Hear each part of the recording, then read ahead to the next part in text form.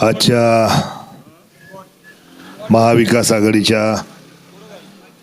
कार्यकर्त्यांच्या आभार प्रदर्शनासाठी जमलेले सगळे मान्यवर, तालुक्यातील तीनही पक्षाचे सगळे पदाधिकारी असतील, कार्यकर्ते असतील, आभार मानण्यासाठी मी उभा आहे. आभार सर्वप्रथम दादांचे मानतो. ते ह्या एका गोष्टीसाठी की पराभव मनाला लावून न घेता दुसऱ्या दिवशी सकाळी दशक्रिया करायला सत्यशील दादा बाहेर पडले. मनापासून आनंद झाला की एखादा नेता कसा असायला पाहिजे याचं मूर्तिमंत उदाहरण दादांनी आपल्यासमोर घालून दिले.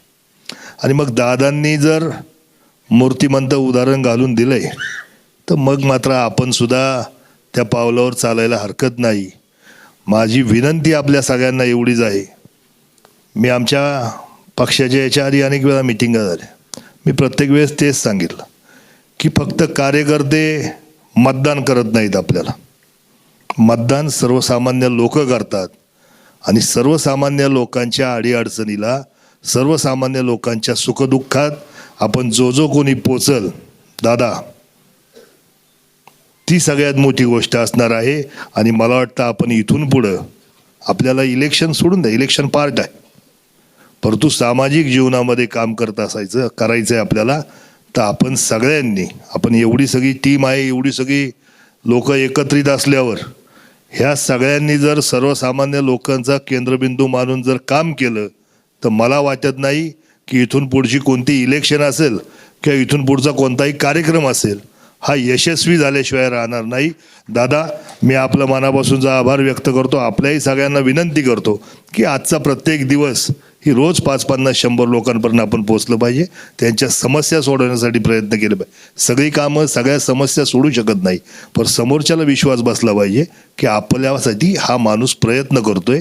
हा एवढा विश्वास कमावला की मला वाटत नाही कोणत्या इलेक्शनला आपल्याला आजची जी घटना घडली, ठीक आहे चला दादा नवीन होते किंवा तरी सुद्धा दादा 66,000 लोकांनी आपल्यावर विश्वास टाकलाय. थोडी नाही येत.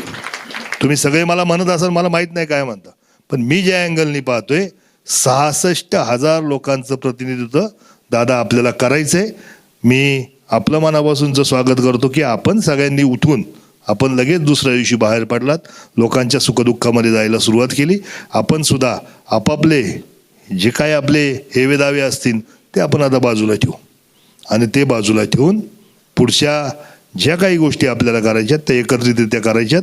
मी आपल्या सगळ्यांचं, मोठ्या संख्येने आपण इथं उपस्थित झालात, आपलं मनापासूनचं स्वागत करतो आणि आभार व्यक्त करतो. थांबतो. जय हिंद, जय महाराष्ट्र, जय शिवराय. पुन्हा एकदा महाविकास